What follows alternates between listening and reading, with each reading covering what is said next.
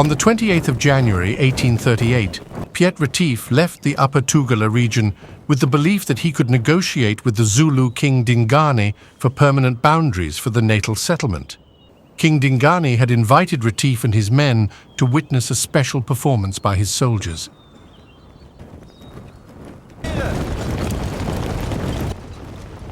However, King Dingane betrayed Retief and his party, killing them all and leaving their bodies to be scavenged by wild animals.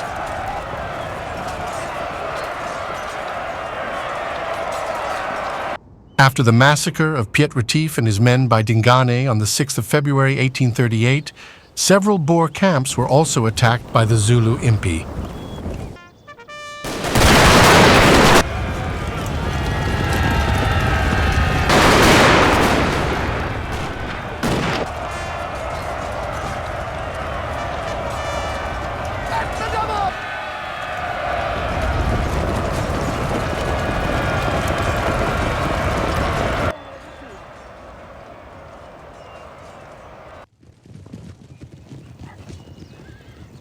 After this, it was decided that Piet Retief and Hendrik Potgieter would lead a punitive commando in retaliation to the perceived aggression by the Zulus and their king.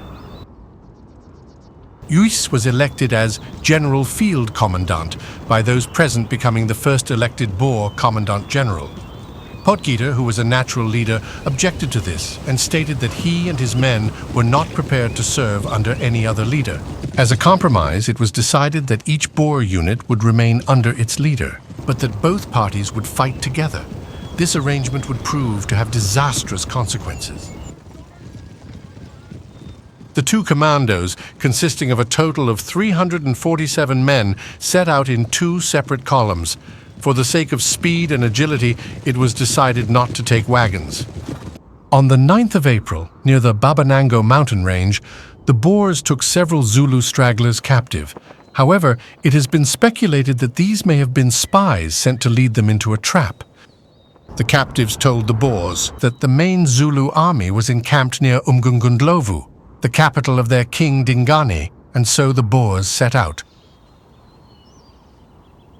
The Boers descended from Kataza Mountain down a narrow pass. As they crossed the Nzololo stream, they could see some Zulu warriors on a hill known as Italeni. The Boers halted 1 kilometer away from the Zulu warriors on top of Italeni. They then noticed a second column slowly advancing across the plain. Retief gave Potgieter a choice as to which impis he would like to attack. Potgieter chose the one on the plain, while Retief decided to attack the hill.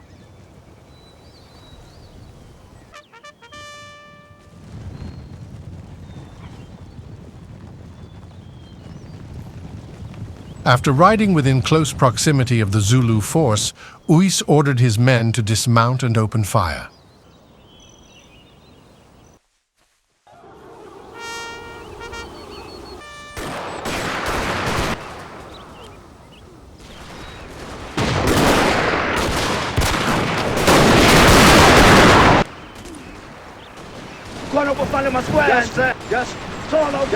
After killing many Zulu warriors, the Zulus then withdrew and ran back down Italeni Hill in the direction of Umgungundlovu.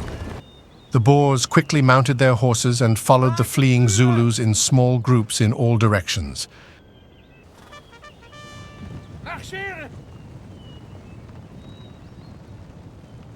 On Potgieter's side, he made what was reported as a half-hearted attack on the Zulu forces, and then retired.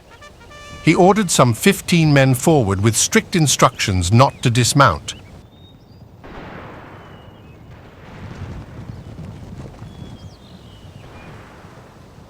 They closed the gap with the right horn and fired a volley which suddenly enraged the Zulu impis. The Zulus charged with a cacophony of noise, and the small party turned and fled back towards the drift.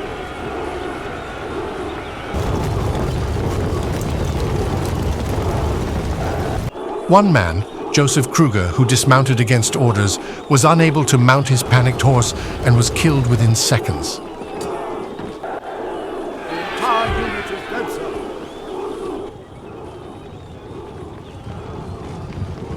When the survivors reached Potgieter, the rest of his commando mounted and they left the battlefield. The Zulus then turned and advanced on the rear of the Uys party. Potgieter's retreat had put Uys in terrible danger.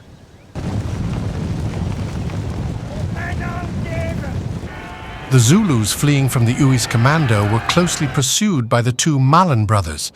Piet saw that the Zulus were leading the Malans into a gorge and doubling back to cut them off. Seeing the danger they were in, Uys formed a party of 15 volunteers, including his son, Dirkie, and rode to their rescue. Piet rode ahead of the rest of the party, reached the Malans and was shepherding them back when the Zulus then began throwing their assegais, and one hit Uys. His men rushed to help him and provided covering fire. After being revived with some brandy and water, Piet gasped, "People, I have been mortally wounded. I will not survive. Save yourselves." Not wanting to leave their leader behind, the other Boers put Piet back onto a horse and started to withdraw from the area.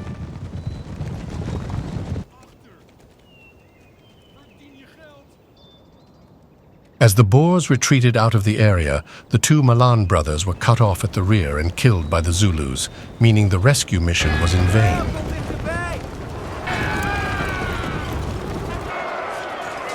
The entire unit is dead, sir.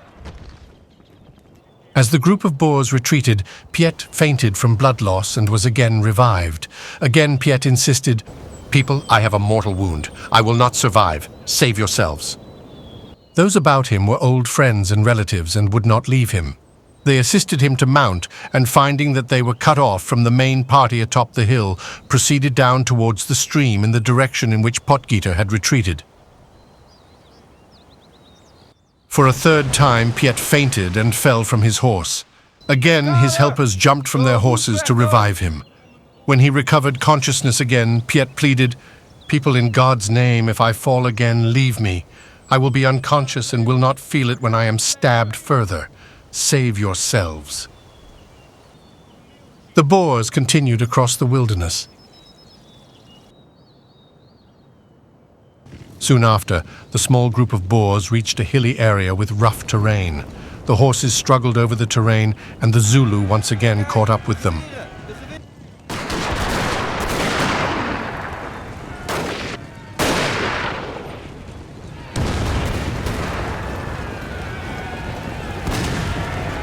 More Boers were killed here. The rest managed to escape.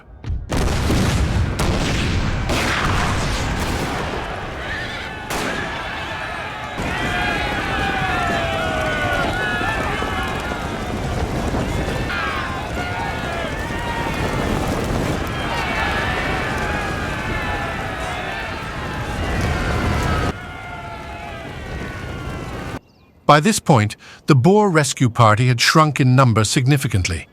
The remaining men in the party then split into two to bypass a hill, intending to reform on the other side. Willem Nel and Jan Landman soon found that a ridge separated them from Piet Retief's party. Piet Retief's section came up against a ridge which was covered by a horde of Zulus. They charged through the warriors. More Boers were killed here and during the escape, including Piet Retief's son.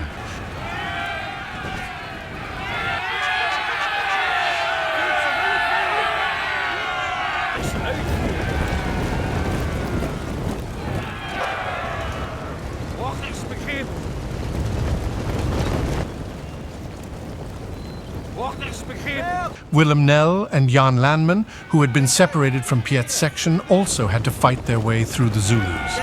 They managed to get through unharmed and were the last to rejoin the commando. Piet had lost a great deal of blood and knew that he could not last any longer. Turning to the men with him, he said, "Leave me. I am finished.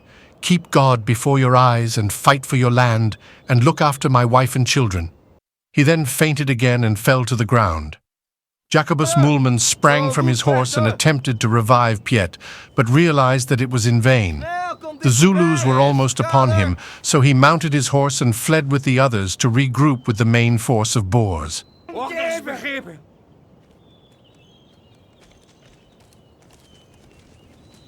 Meanwhile, The bulk of Piet Retief's commando, who had remained on the summit of the hill before the mission to rescue the Malan brothers, were under massive pressure from the Zulus.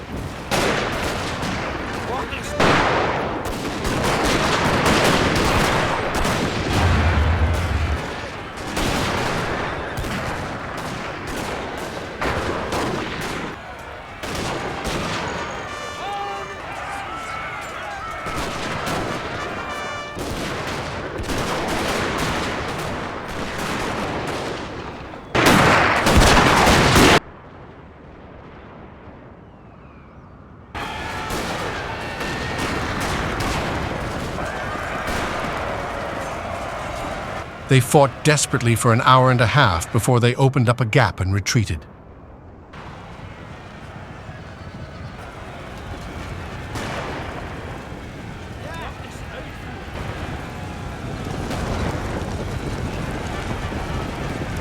The battle had raged across 24 kilometers of the country to the Itala mountain. A dozen or so Boers were killed, and over 500 Zulu warriors were reportedly killed. The commandos returned to their camp on the 12th of April. During a subsequent meeting of the Voortrekkers, Potgieter was accused of cowardice and treachery for his refusal to endanger his commando in an attempt to rescue Uys's party. In vain, Potgieter argued that if he had attacked, he and his men would also have died at Italeni. He was called a traitor, and so Potgieter and his followers left and returned to the Orange Free State.